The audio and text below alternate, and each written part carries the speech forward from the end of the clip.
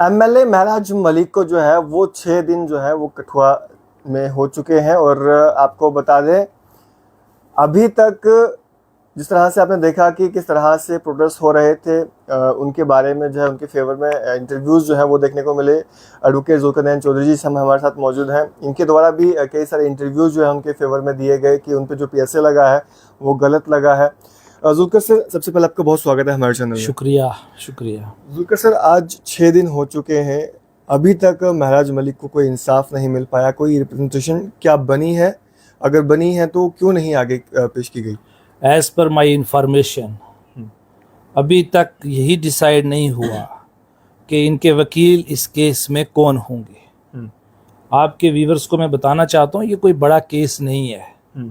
और जो महराज का केस है ये मैं पहले भी कह चुका हूँ। After going through the whole record, यानी कि डिटेंशन का जितना रिकॉर्ड है उसको देखने के बाद मैं ये कह रहा हूँ कि ये कोई बड़ा मामला है ही नहीं है। ये कोई बड़ा केस नहीं है। इसको कोई भी वकील अगर लड़ेगा तो ये कोर्ट में सस्टेन नहीं करने वाला। लेकिन अभी तक ये डिसाइड ही नहीं हुआ कि वकील कौन आएगा। कोई पता नहीं, मुझे समझ नहीं आ रही। डिले क्यों किया जा रहा है, क्या लग रहा है? ये फैमिली के द्वारा जो मुझे जानकारी मिली है कि वो इस केस में ये डिसाइड नहीं करेंगे कि वकील कौन होगा। रिप्रेजेंटेशन कैसे तैयार हो गई, कोर्ट में वकील कौन करने, क्योंकि फैमिली के पास ये इशू नहीं है। ये फाइल जो है ये पार्टी के को हैंड ओवर की हुई है। तो इसमें आम आदमी पार्टी जो है वो वर्कआउट कर रही है, वो डिसाइड कर रही है कि वकील कौन होंगे। और मुझे लगता है कि दिल्ली से ये फैसला होना है। संजय सिंह जी ये फैसला करेंगे कि वकील कौन करने हैं, जो भी उनको इनपुट्स यहाँ से मिलेंगे उसके द्वारा। लेकिन अभी तक हमारी जानकारी के मुताबिक यही डिसाइड नहीं हुआ कि वकील कौन कौन होगा। अच्छा। और उसके बाद फिर ये रिप्रेजेंटेशन ड्राफ्ट कौन करेगा, कौन होगा वो वकील जो रिप्रेजेंटेशन ड्राफ्ट करेगा। इतना बड़ा मामला नहीं था। किसी वकील को भी कहा होता। हमारा जम्मू के अंदर हमारी बार एसोसिएशन के अंदर बहुत मजबूत वकील हैं। 5000 वकील इस वक्त हमारे मेंबर हैं। बहुत ही इमिनेंट लॉयर यहाँ पर मौजूद हैं। तो किसी भी वकील को कहा होता, अभी तक रिप्रेजेंटेशन बनी होती। लेकिन मुझे ये समझ लगती है, ये पता चलता है कि अभी तक यही डिसाइड नहीं कि काम किसने करना है फाइल के ऊपर। तो जिसके कारण मुझे लगता है कि जो आप कह रहे हो 6 दिन हो गए, अभी तक रिप्रेजेंटेशन ही नहीं गवर्नमेंट को पहुंची। फिर उसके बाद आपको पिटीशन करनी है। तो कोई इतना बड़ा मसला नहीं था। लेकिन ये पार्टी डिसाइड कर रही है कौन वकील होंगे, केस कैसे दायर होगा, रिप्रेजेंटेशन कब बनेगी। तो मुझे लगता है उसी के कारण ये 6-7 दिन गुजर गए। वैसे तो सर, अगर हम बात करें आम आदमी पार्टी की, तो उनका एक लीगल सेल भी है। तो पहले अगर कोई भी इंसिडेंट होता था, कुछ होता था, लीगल सेल सामने आता था। आज लीगल सेल भी कुछ ठंडा बैठा हुआ है। देखिए, लीगल सेल के भी सारे हमारे लोग बड़े ही मजबूत हैं। और मैंने कहा हर एक वकील अपने आप में एक इंस्टीट्यूशन है। लेकिन अब जिम्मेदारी जो है ना वो किसी के हाथ में थमानी पड़ती है कि आप ये काम कीजिए, तब जाके काम स्टार्ट होता है। तो अभी तक यही डिसाइड नहीं हुआ। और फिर रिप्रेजेंटेशन कब बनेगी, फिर दायर कब होगी, फिर गवर्नमेंट डिसाइड कब करेगी। इन द मीन टाइम वक्त निकल जाएगा। तो और जो ये इस वक्त पब्लिक ओपिनियन और जो तमाम लोग सरकार से गुजारिश करते हैं, मैं ये समझता हूँ कि अगर इन टाइम 10 तारीख को ये रिप्रेजेंटेशन सरकार को बिल्कुल पहुँचनी चाहिए थी। तो इस तरह तो फिर सोशल मीडिया पे ही आप डिसाइड करवाएंगे पीएसए, जो मुझे लगता है होगा नहीं। और अगर ये वक्त निकल जाएगा और ये वक्त निकल जाएगा और ये सारा समय जो है, क्योंकि वक्त का एक एक दिन बहुत कीमती है for the decision on representation, उसके लिए बहुत इंपॉर्टेंट है कि रिप्रेजेंटेशन इन टाइम होनी चाहिए। और जब तक सरकार के पास पहुंचती ये जो लैप्स हो जाएगा, फिर रिप्रेजेंटेशन का सरकार के पास बहुत अच्छी प्ली बनेगी कि हमें इन टाइम रिप्रेजेंटेशन ही नहीं पहुंची। क्या था रिप्रेजेंटेशन? 8-10 करोड़ मैं जुबानी बता सकता हूं जो लिखने हैं इस केस में। लिख के ये कोई आधे घंटे पौने घंटे की एक्सरसाइज थी, लेके जमा करा देनी थी सरकार को। फिर ये जो पब्लिक कह रही है उसको सरकार कंसीडर करती है। लेकिन अगर ये वक्त निकल गया और आने वाले समय में भी इसी तरह लेट होगा, तो मुझे लगता है रिप्रेजेंटेशन वाला प्रोसेस जो तमाम जनता कह रही है रिव्यू करो, रिवोक करो, और मैं डे 1 से इसकी मैंने अपील की थी सरकार से कि रिव्यू कीजिए, रिवोक कीजिए। वो किस पे होता है? On the ground of representation. अब वो नहीं होगी तो फिर मामला कोर्ट में चला जाएगा। जब कोर्ट में मामला चला गया तो एक ड्यू प्रोसीजर ऑफ लॉ है, कोई भी वकील क्यों ना हो, कोई भी वकील आएगा वो हमारा ही साथी है, कोई ऐसी बात नहीं है। कोई भी केस करे, हमें खुशी की बात है। तो फिर कोर्ट में समय लगेगा, फिर केस वहां पर चलना है, नोटिस होना है, दूसरी साइड से सरकार की तरफ से जवाब फाइल होना है, डिप्टी कमिश्नर रामबन की तरफ से डिप्टी कमिश्नर डोडा की तरफ से रिप्लाई आएगा, एसएसपी डोडा का रिप्लाई आएगा, रिकॉर्ड कॉल किया जाएगा, दोनों पार्टीज की प्रेजेंस चाहिए, दोनों वकील वहां पर मौजूद चाहिए, फिर उसके बाद जज साहब केस को सुनेंगे, रिजर्व होगा, फैसला आएगा। तो एक लंबा प्रोसेस है और मैं ये समझता हूं कि उसके कारण फिर महराज को काफ़ी वक्त लग जाएगा बाहर आने में। तो अगर ये चीज़ें थोड़ी सी टाइमली डिसाइड करती पार्टी और इन टाइम ये सारी एक्सरसाइज हो जाए और हो जाती, तो मुझे लगता है 6 दिन नहीं लगने चाहिए थे, बल्कि 10 तारीख को उसकी रिप्रेजेंटेशन गवर्नमेंट के टेबल पर होनी चाहिए थी।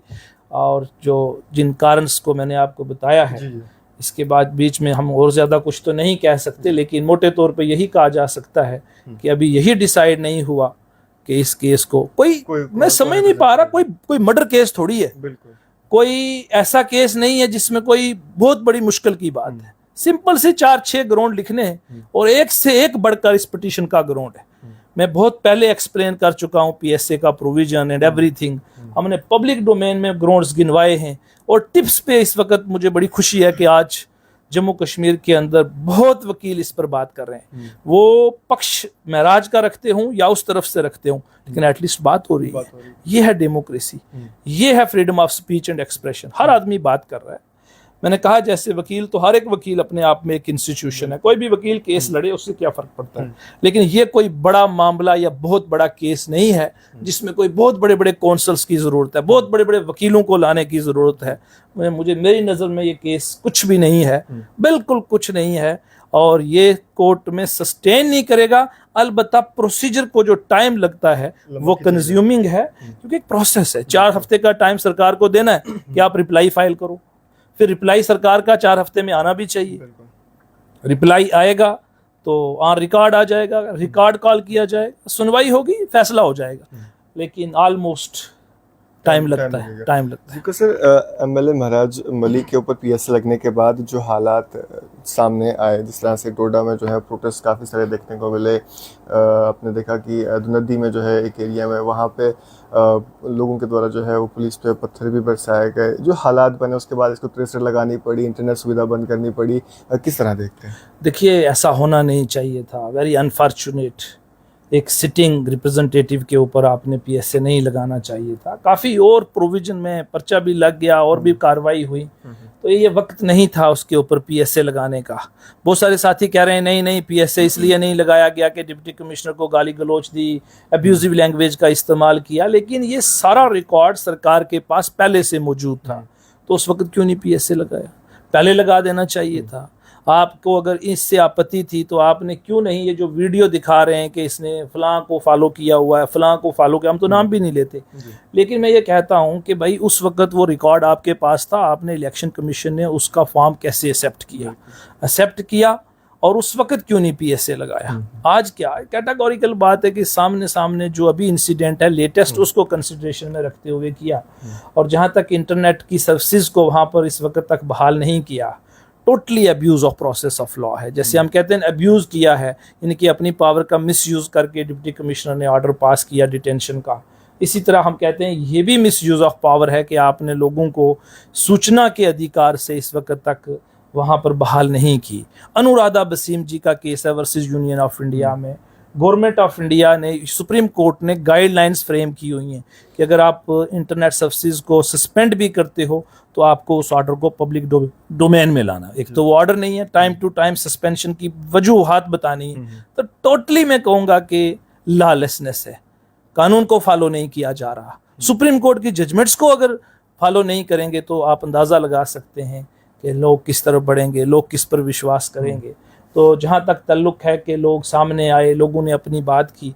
मेरी ज़िंदगी में जब से मैंने होश संभाला, मैंने पहली बार किसी लीडर के पीछे उसकी जनता को आते हुए और सामने आकर बात करते हुए देखा है। ये बड़ी खुशाइन बात है। हम एक डेमोक्रेटिक कंट्री का हिस्सा हैं और हमारा ये फ़र्ज़ बनता है कि हम freedom of speech and expression की जो बहाली है उसको यहाँ पर बहाल रखें। इसीलिए हर आदमी अपना अपना जो व्यूज है वो रख रहा है, मैं भी उसके खिलाफ भी रखते हूँ, कारण के अलावा कोई बात नहीं, ओपिनियन है, डिफरेंट ओपिनियन हो सकता है, लेकिन बातचीत होनी चाहिए और बातचीत पर कभी मोहर नहीं लगनी चाहिए। सर आपने देखा होगा कि महराज मलिक के कुछ सपोर्टर्स का वीडियो ऐसा भी आया जिसमें उनके द्वारा ये कहा गया कि एडमिनिस्ट्रेशन के द्वारा जो है हमें उठाया गया, हमें हमारे ऊपर एफआईआर लगाई गई और उनके साथ जो है मारपीट भी की गई। क्या कहना चाहेंगे? कुछ लोग तो इस सब को जो है ये कह रहे हैं कि ये तानाशाही हो रही है, आप क्या? मैं तो पहले दिन से कह रहा हूं कि booking a sitting representative under PSA is the murder of democracy, ये तो मैं डे 1 से कह रहा हूं। तो बाकी जहां तक ये ताल्लुक है कि खुद एडमिट किया है डीआईजी, ये आपके जो डोडा वहाँ के जो रेंज के डीआईजी साहब हैं, उन्होंने खुद एडमिट किया है कि भाई हमने 60 से ज़्यादा लोगों को बुक किया हुआ था, उनको अरेस्ट किया हुआ था, जिनको आप धीरे धीरे करके रिलीज़ किया जा रहा है। तो लॉ एंड ऑर्डर की सिचुएशन बनने का कारण जो है वो ये पीएसए है, इसलिए लोग गुस्से में आए, इमोशनल हुए कि उनके रिप्रेजेंटेटिव को क्यों बुक किया है। तो लोकतंत्र है, लोकतंत्र में ये सब बातें चलनी चाहिए। आम जनता के लिए क्या मैसेज देना चाहेंगे? अमन व अमान बनाए रखें, ड्यू प्रोसीजर ऑफ लॉ है, कानून में फॉलो हो जाएगा। क्या करेगी सरकार जब कोर्ट फैसला करेगा? क्या मुंह दिखाएगी जम्मू कश्मीर की सरकार उस वक्त लोगों को, जब कोर्ट डिसाइड करेगा और ये कहेगा जो मैं कह रहा हूं कि this order is illegal, arbitrarily, without application of mind. कितने ग्राउंड में लिखा हूं, यही तो लिखने थे रिप्रेजेंटेशंस में। तो अगर ये लिख के इस वक्त तक दी होती तो उस वक्त सरकार क्या मुंह दिखाएगी, जब सरकार के आए दिन पीएसए कोर्ट क्वाश करता है। और मैं बिल्कुल जिम्मेदारी से आपको कह रहा हूं कि महराज मलिक का PSA in the eyes of law sustain नहीं करेगा। ये कोई बड़ा मामला नहीं है, बहरहाल द प्रोसीजर जो इसमें फॉलो होने में वक्त लगता है, दिस इज कॉल्ड पनिशमेंट।